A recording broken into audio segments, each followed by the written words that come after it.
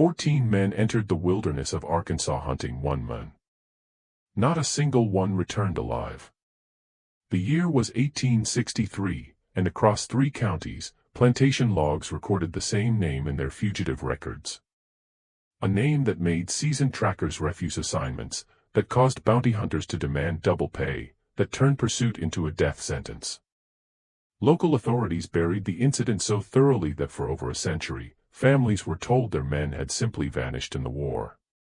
But the truth, locked in courthouse basements and private collections, tells another story. A story of calculated violence, impossible survival, and a mathematical precision to killing that defied every assumption about an escaped slave's capabilities. Before we continue with the tale of the man they called the Reaper of Millard County, we must understand the world that made him and the forces that transformed human property into the most efficient killer the Arkansas frontier had ever witnessed. Millard County, Arkansas, in the autumn of 1862, existed at the ragged edge of Confederate control. Stretching along the Red River, its 60,000 acres were divided among 43 plantations. Each one was a self-contained kingdom of cotton, timber, and human flesh. The Hutchkins Plantation, where our story begins, sprawled over 4,000 acres of bottomland.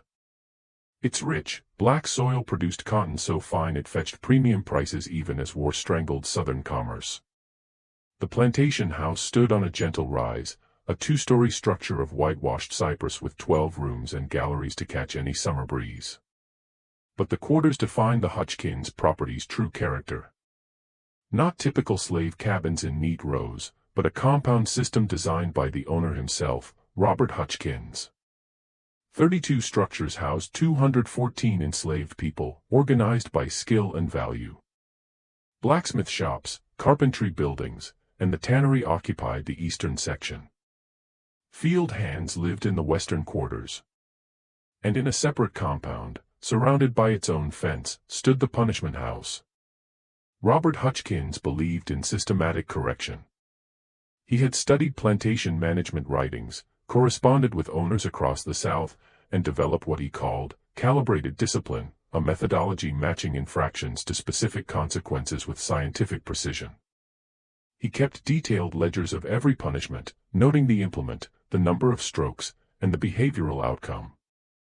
These records, preserved in the Arkansas State Archives, reveal a mind obsessed with control, with reducing human beings to variables in an equation he believed he had perfected. Among the enslaved, one man stood apart, not through privilege, but through a quality that disturbed even the overseers. The plantation records list him only as Base, purchased in 1856 from a Tennessee dealer for $900, an extraordinary sum justified by a single annotation, unusual physical capabilities and mechanical aptitude. Base stood 6'2" with a build that suggested not bulk, but terrible efficiency, a physique forged by years of labor that would have broken lesser men.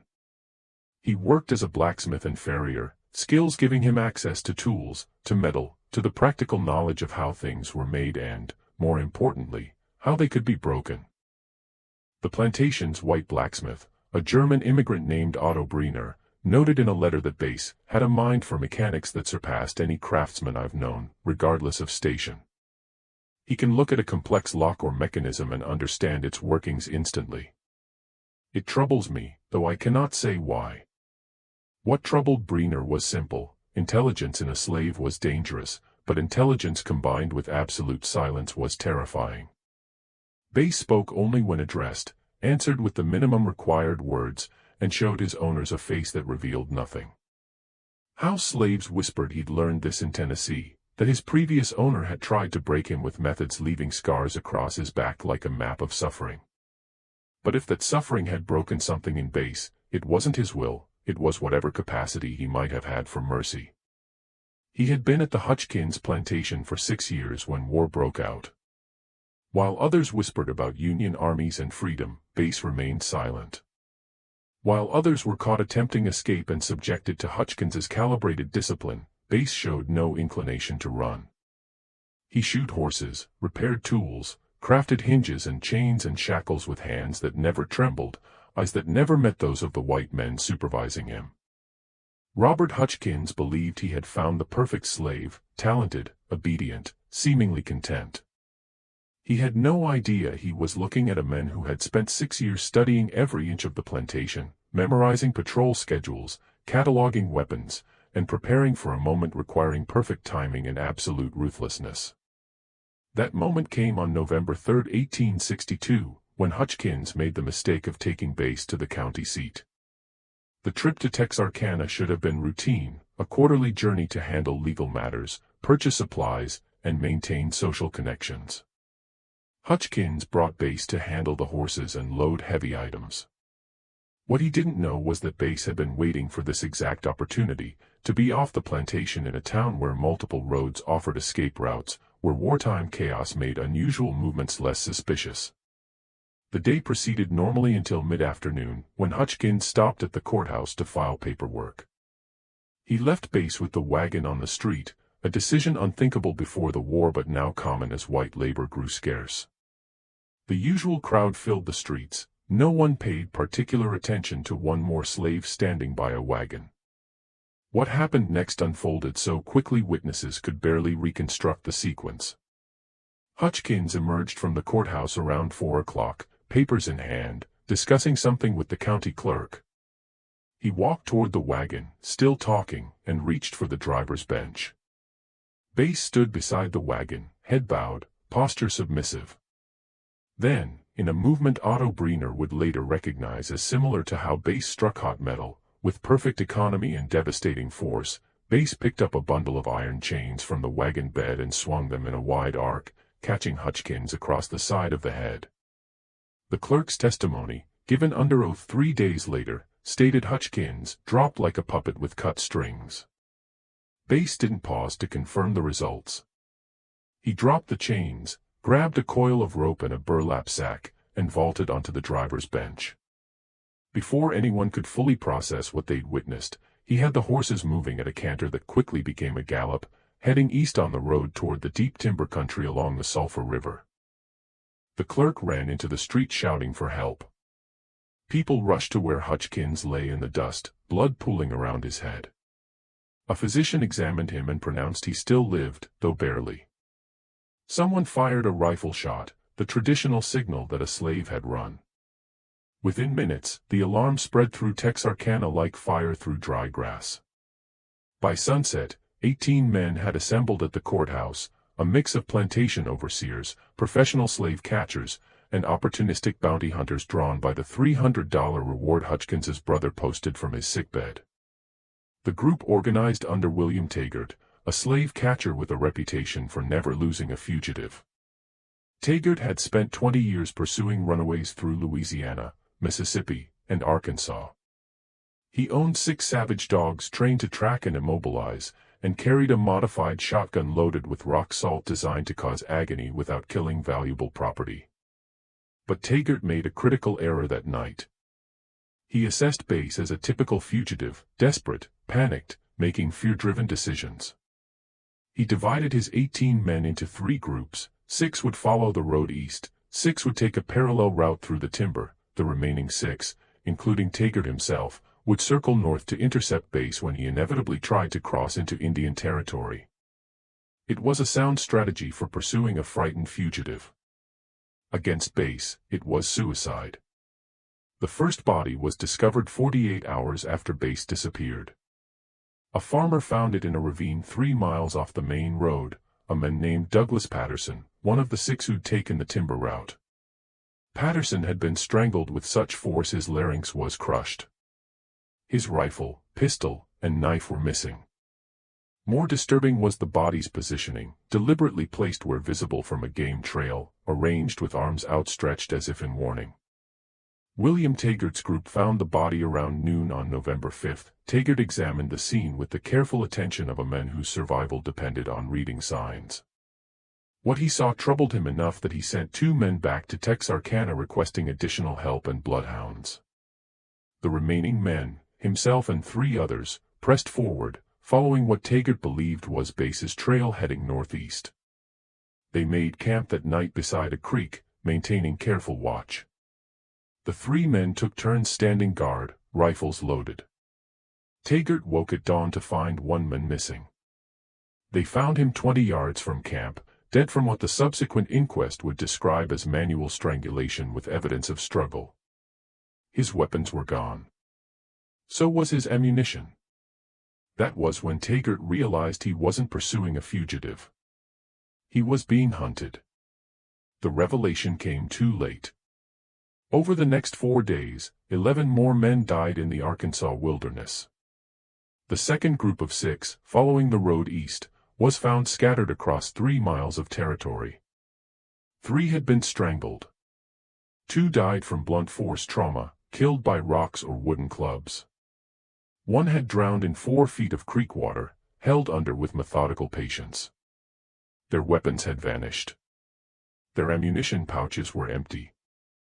A pattern emerged slowly, pieced together by the county sheriff and a former Army officer.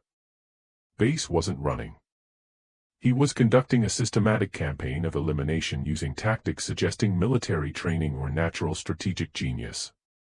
He had studied his pursuers' methods, anticipated their movements, and turned their own strategies against them.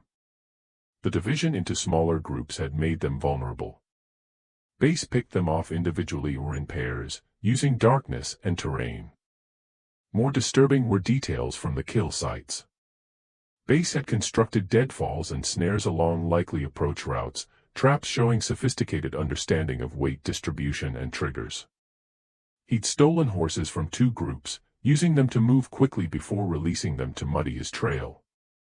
Most unnervingly, he'd apparently concealed himself close to his pursuers for extended periods, observing their habits, waiting for the perfect moment to strike. William Taggart died on November 9, found by a search party that had finally brought competent trackers in sufficient numbers, 23 men with military experience. Taggart had been killed in his bedroll, strangled while his companion slept 15 feet away. The killer had entered and exited the camp without alerting the sentries or the dogs. The weapons taken included a fine rifle and 2 pistols, adding to an arsenal Bass had been systematically accumulating. The search party included a former Confederate officer, Captain James Hardesty, recalled from service specifically to lead the manhunt. Hardesty examined the scene with a combat veteran's eye. His report to the county commissioners includes this assessment: the fugitive demonstrates tactical sophistication beyond that of most soldiers I've commanded. He shows patience, planning ability, and a willingness to take calculated risks.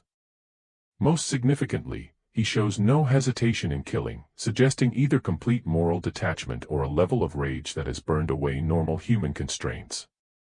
I believe we're dealing with someone who has decided his only options are victory or death, and has chosen to make his pursuers pay the highest possible price for his capture. By mid-November, Bass Reeves, for so the population had begun calling him, adding a surname meaning bailiff or steward, a bitter irony, had killed 14 men. The reward had grown to $500, then $700, but professional slave catchers were refusing the assignment. Rumors spread. Some said Bass had military training from a previous owner who'd been an officer. Others claimed he'd learned tracking from Native Americans. A few whispered he'd made a pact with darker forces, that no natural man could move so silently or kill so efficiently. But the truth was simpler and more terrifying. Bass had spent 6 years in absolute silence, watching and learning, converting every observation into practical knowledge. He'd studied how patrols moved, how trackers worked, how men thought when they believed themselves superior. He'd worked metal in a forge, learning about strength and breaking points, about leverage and force. And somewhere in those 6 years, he decided that whatever happened after escape, whoever came after him, would learn that treating a human being as property came with a cost measured in blood. The military eventually became involved, not officially, but through Confederate officers on leave who saw the manhunt as an opportunity to maintain discipline among the enslaved population. If one escaped slave could kill 14 pursuers with impunity, what message did that send to the hundreds of thousands still in bondage? Captain Hardesty was joined by 2 other officers, and together they assembled a force of 32 men, former soldiers with combat experience, armed with military-grade weapons, organized into a proper tactical formation.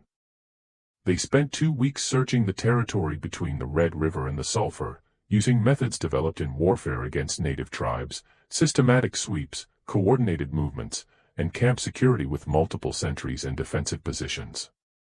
They found signs of Base's presence, cold campfires, evidence of game being dressed, tracks suggesting he was moving in a wide circuit.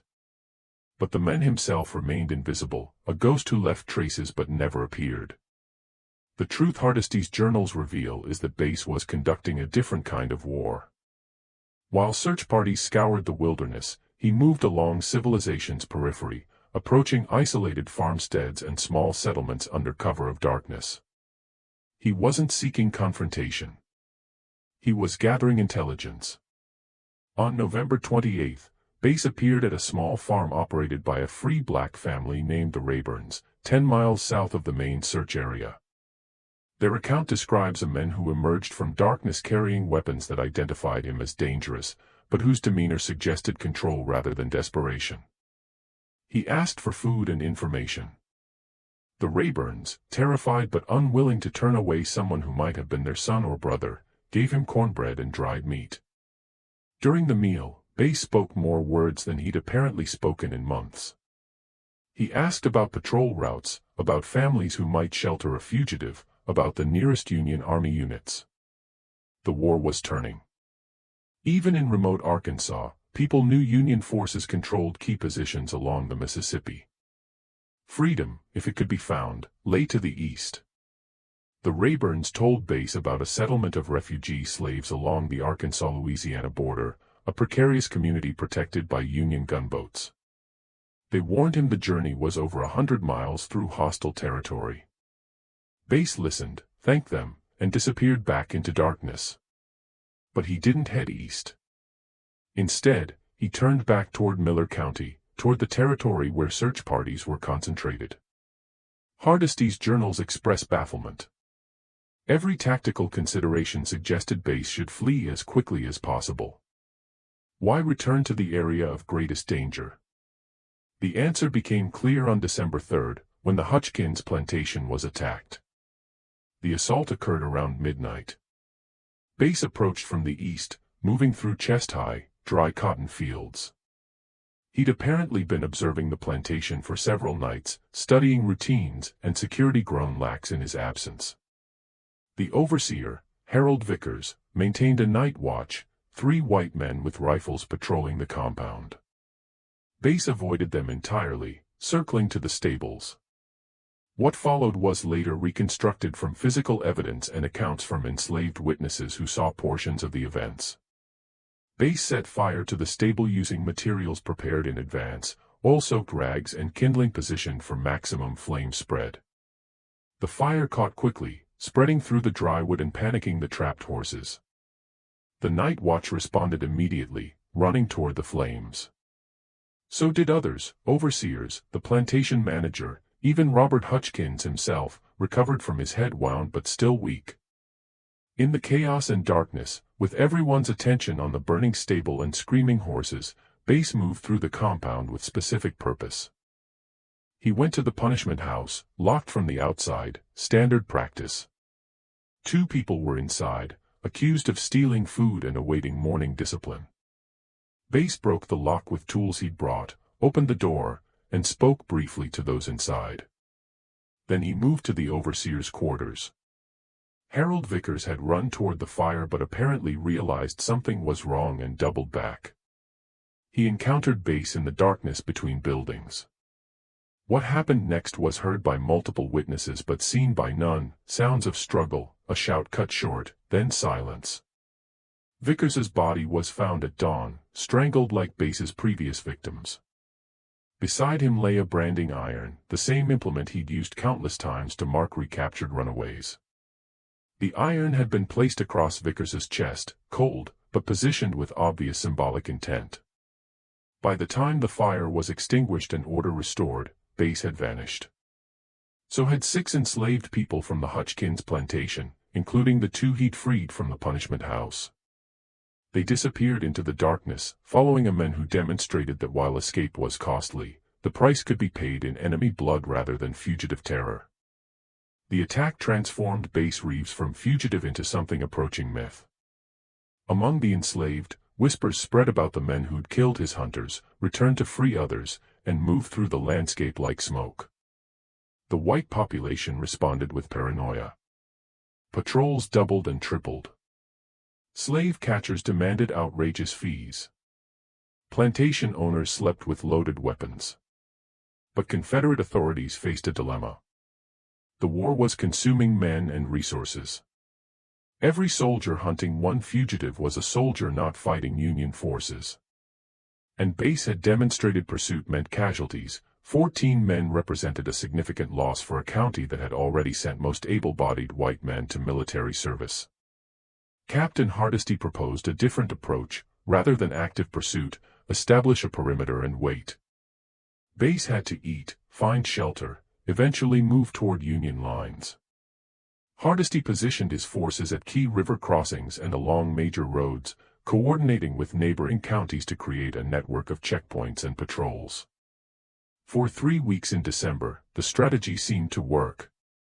No sightings, no attacks, no signs. Hardesty believed the fugitive was holed up, possibly wounded, running low on supplies. Winter was setting in, cold, rainy weather making outdoor survival difficult. Time, Hardesty believed, was now working against Bass. He was wrong. Bass hadn't stopped moving. He'd adapted his strategy, recognizing systematic pursuit had been replaced by containment. He began using the enslaved population's informal communication network, the grapevine telegraph, transmitting information between plantations through field hands, house servants, and free black people who could travel relatively freely. Through this network, Bass learned patrol schedules, checkpoint locations, and the identification papers free black people carried. On December 18th, a free black farmer named Samuel Hayes reported his papers stolen from his home while he worked his fields. The theft seemed minor, but it was significant. Bass now had documentation letting him move along roads in daylight, reducing his dependence on wilderness travel. Just when we thought we'd seen it all, the horror in Miller County intensifies. If this story is giving you chills, share this video with a friend who loves dark mysteries. Hit that like button to support our content, and don't forget to subscribe to never miss stories like this. Let's discover together what happens next. On December 22nd, Bass crossed the Sulphur River 10 miles north of Hardesty's picket line. He'd spent days observing patrols, timing movements, identifying a coverage gap lasting approximately 40 minutes each afternoon during shift changes.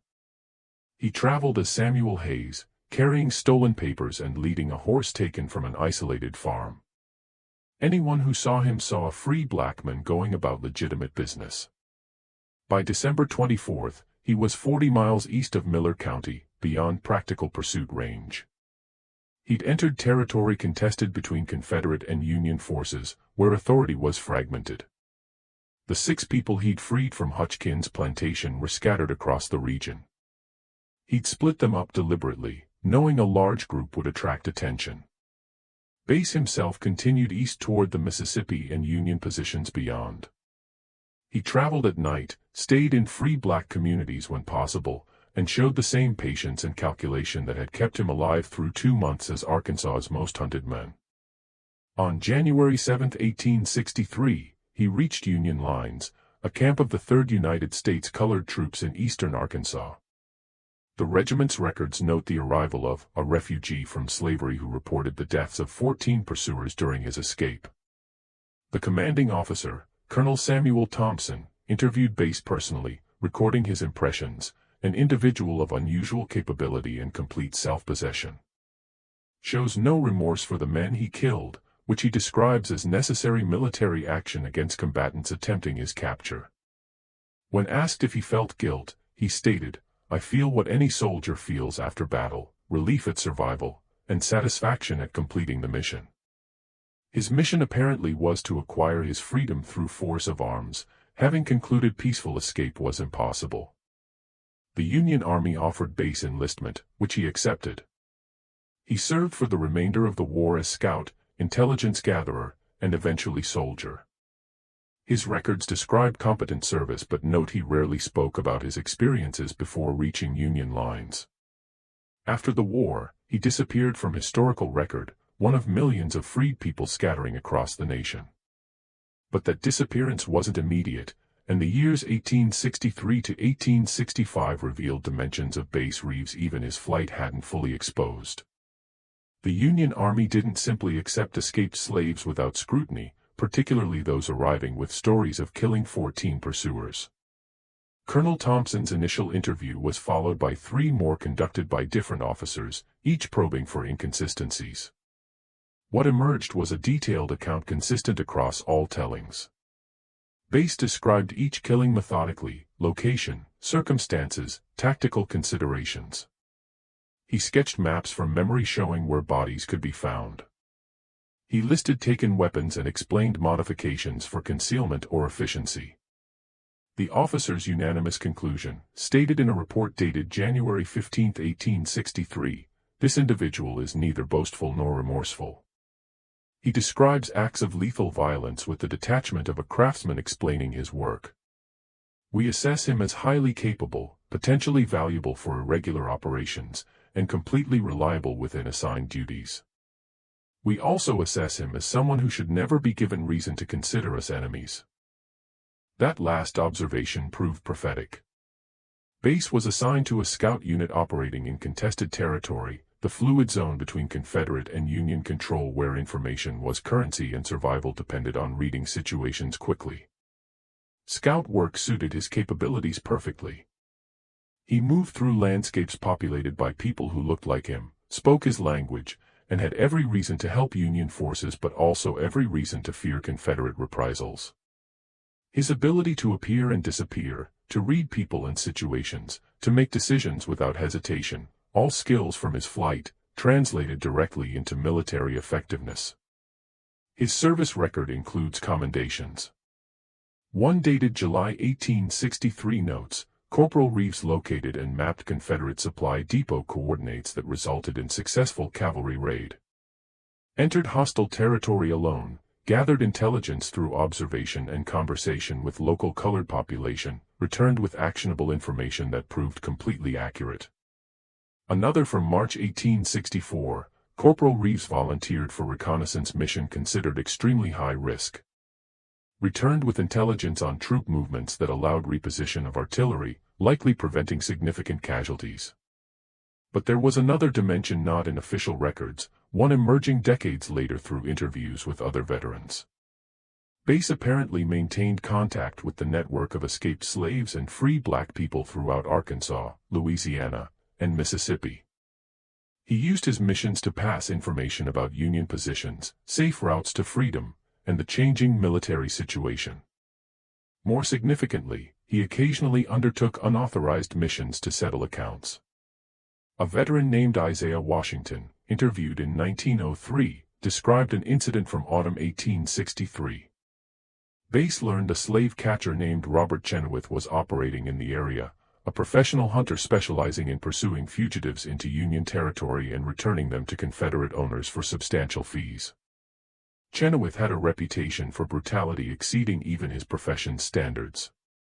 He'd been involved in the initial pursuit of Bass but avoided the fate of the 14 because he'd been away on another assignment.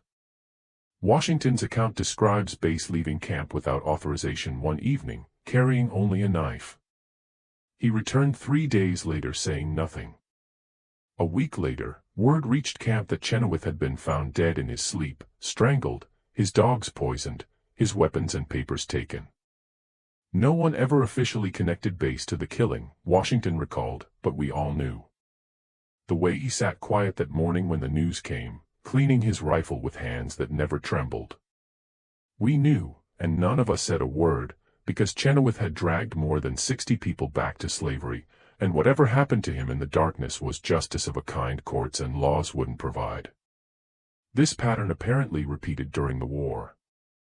Men who participated in slave catching, overseers known for cruelty, Confederate officers who ordered executions of captured black soldiers occasionally turned up dead in circumstances suggesting professional execution.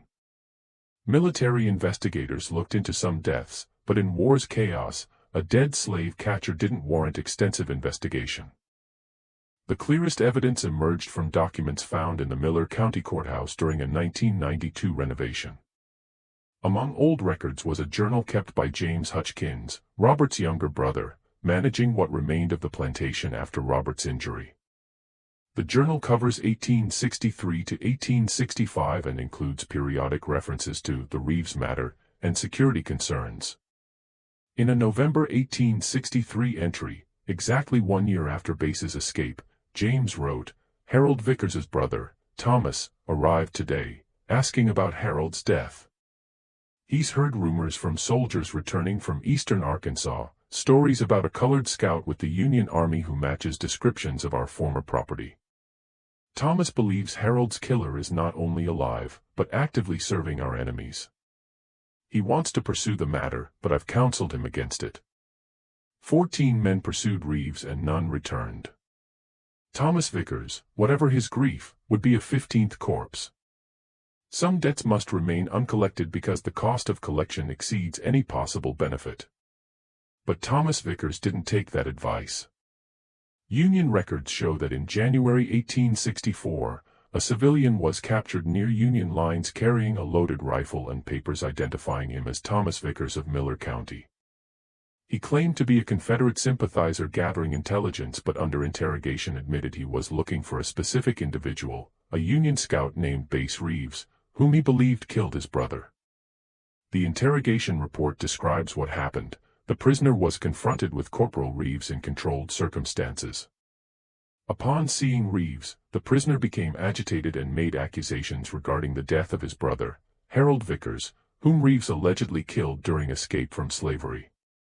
Corporal Reeves confirmed the killing, stating, "Your brother participated in pursuing me with intent to return me to bondage or kill me in the attempt. I defended myself using means available.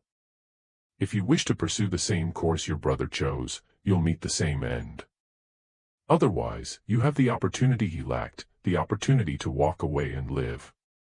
The prisoner was subsequently transported to a prisoner exchange point and released to Confederate custody.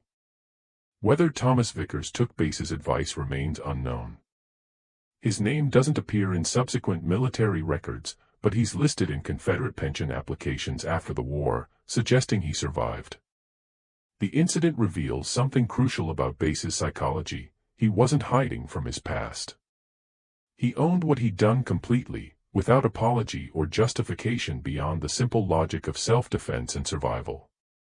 As the war entered its final year, Bass's reputation within the colored troops grew to near legendary status.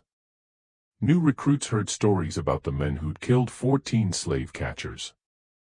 Veterans told different stories about his patience on reconnaissance, his ability to move through hostile territory, his habit of sitting silent until asked a direct question, then providing a concise, accurate answer and returning to silence. That silence extended to his personal history. Despite serving alongside hundreds of other escaped slaves, Bass never spoke about his life before November 1862. When asked, he'd deflect, "That life ended when I took the chains off Hutchkins's wagon. What matters is what comes next." What came next when the war ended in April 1865 was a choice faced by 4 million freed people. For many veterans, it involved staying near where they'd served. For Bass, it apparently involved complete separation from his past. The last definitive military record is a discharge certificate dated June 18, 1865, Bass Reeves, colored, age approximately 35 years, height 6 feet 2 inches, identifying marks including scars on back consistent with whipping. Served with distinction in 3rd United States Colored Troops from January 1863 through June 1865. Commended for reconnaissance work and intelligence gathering. Authorized for veterans' pension upon reaching appropriate age. After that, the historical record fragments. Scattered mentions may or may not refer to the same individual. A B. Reeves appears in an 1867 Memphis City directory as a blacksmith. A Bass Reeves is mentioned in an 1870 Fort Smith, Arkansas newspaper describing a property dispute. Another Bass Reeves shows up in 1875 Oklahoma Territory records as a deputy U.S. Marshal. Some historians dispute whether this is the same man. What's documented beyond dispute are the story's reverberations. In Miller County, the white population dealt with the incident through collective amnesia. The 14 dead were rarely mentioned, circumstances were simplified or obscured. Family members who knew the truth kept it private. But the formerly enslaved preserved every detail. The story was told and retold, maintaining its core. One man had refused bondage, fought with systematic efficiency, killed everyone sent to recapture him, and walked away to freedom. It served as inspiration, warning, and testament to a truth slavery's defenders tried to suppress, that intelligence, capability, and deadly competence existed independent of skin color. The psychological impact on those who'd known Bass personally was profound. Otto Breener, in an 1871 newspaper interview, reflected, "I believed I was training a valuable worker. I didn't understand I was arming a weapon. Every skill I taught him, how to analyze a lock's mechanism, how to assess metal strength, how to use leverage for maximum force, he absorbed and cataloged for future use. When I learned what he'd done, my first reaction was horror. My second was professional admiration. He'd taken theoretical knowledge and applied it with practical genius under conditions that would have broken most men. My third reaction, which haunts me still, is recognition that if I had been in his position, subjected to what he'd endured, I would have done exactly the same things, or tried to, though I doubt I'd have survived as he did." Documents telling Bass Reeves's story are scattered across archives, courthouse basements, and private collections. Assembling them requires patient, systematic work, the kind Bass demonstrated. The effort is complicated by deliberate obfuscation. Miller County officials apparently minimized documentation, recognizing detailed records would be permanent evidence of their failure. But absence tells its own story. Sheriff's records for November-December 1862 show an unusual gap. County Commissioner minutes mention fugitive recovery expenses but no details. Tax records show 14 death certificates filed, but causes are listed generically as misadventure, accident, or simply deceased. The families kept their own records. Estate settlements, property transfers, and pension applications reveal the human cost. Douglas Patterson's wife and 3 children lost their farm within 2 years. William Taggart's widow filed for a Confederate pension in 1868, claiming hardship based on her husband's death, in service to the state. It was denied. Slave catching didn't qualify for veteran benefits. The collective economic impact was substantial. 14 men represented a significant portion of the county's law enforcement and labor management capacity. Their deaths, combined with Bass's attack on Hutchkins Plantation, contributed to a breakdown in plantation discipline that accelerated as Union forces gained control.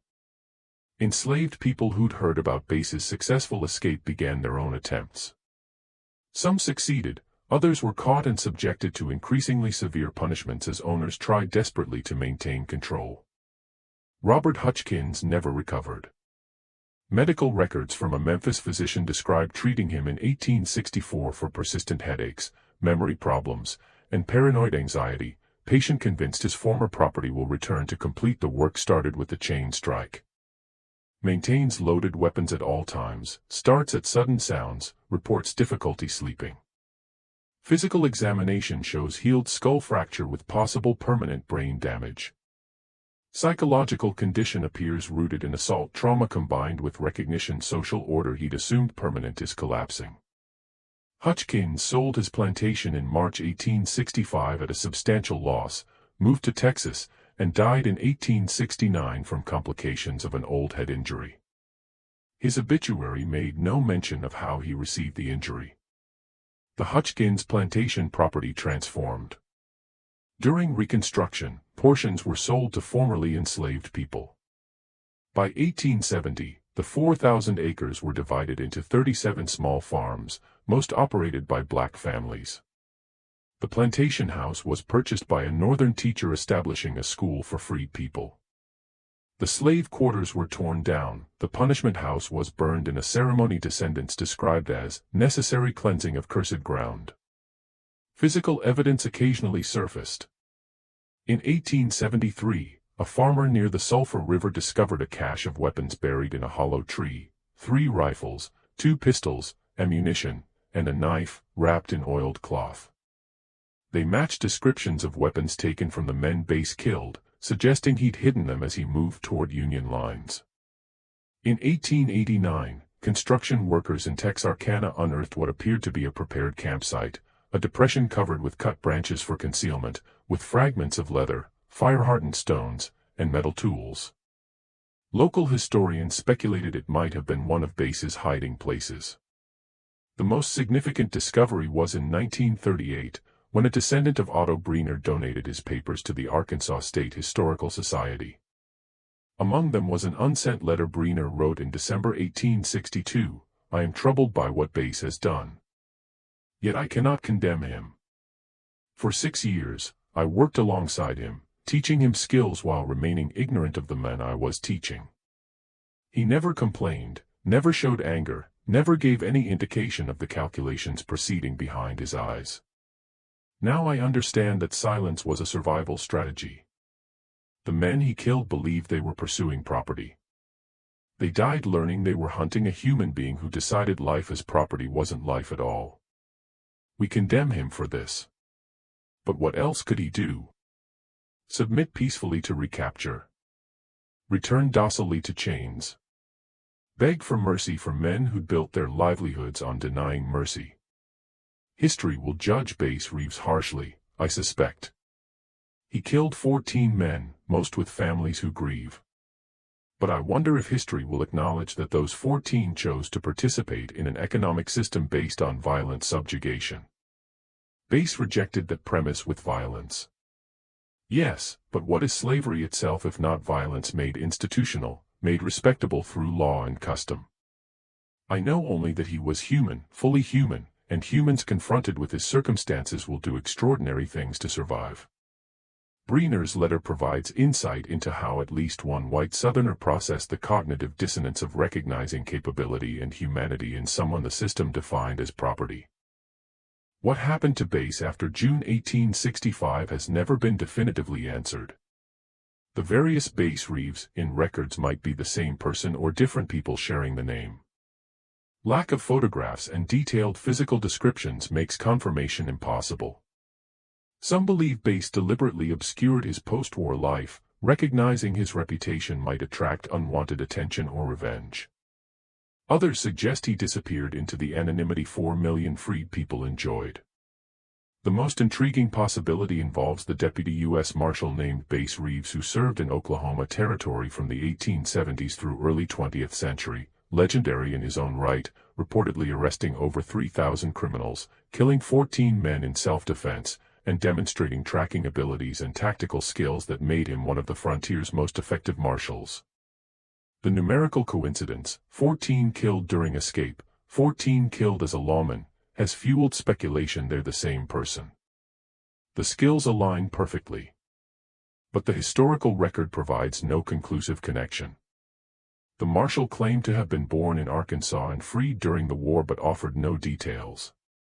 When asked about his past, he reportedly said, "What I did before I took the badge isn't relevant to the work I do now.